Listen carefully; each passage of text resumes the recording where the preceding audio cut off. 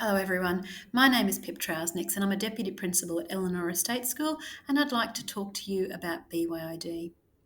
Since learning at home, students have been using iPads and laptops for many of their learning activities, and it's a really exciting time, and we'd like to encourage as many students as possible to think about bringing their device from home into school. I'm going to talk about the processes today. Firstly, I'd like to talk about iPads. Make sure the student has their own personal Apple ID for the iPad and download the Intune Company Portal app onto this device. And then it's as simple as emailing the school and making an appointment time to come and see Mrs. Neeson and Mrs. Fletcher in the library to have that device checked over and onboarded. You need to make sure that it is a minimum of a 6th generation or newer. It hasn't got a cracked screen. It has a protective case. The keyboard and stylus are options, and also we see some students using Apple Pencils. It's a personal thing.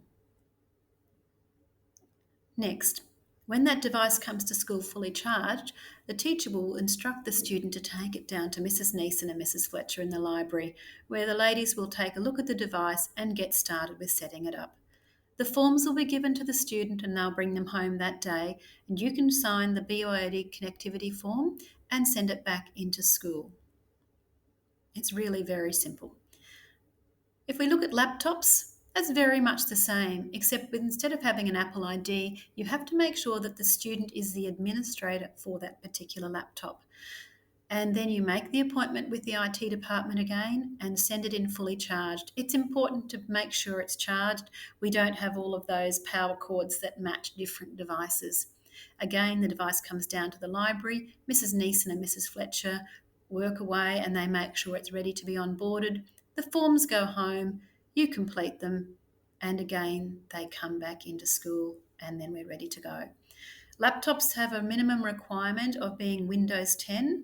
Again, remember that the student has to be the administrator, and we want these devices to be in a protective carry case. The BYOD participation and connectivity form is identical.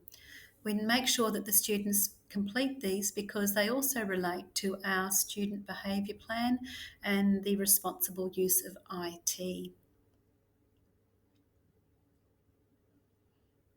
Let's go on to some of the final steps.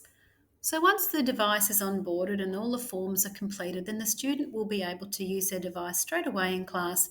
And Mrs. Neeson and Mrs. Fletcher are in the library, and students are coming down on a daily basis just to have their questions answered or have things checked over. Sometimes the internet doesn't work or there's a little problem, and the ladies are generally able to fix most of the problems on the spot. We do encourage you to have your own insurances. We've had very few situations here at school where we've had broken devices or, in fact, even a device that's been taken. I can't recall too many at all, to be honest. So that's a good sign. However, we do think that it's in parents' best interest to investigate their own personal insurances as they need to.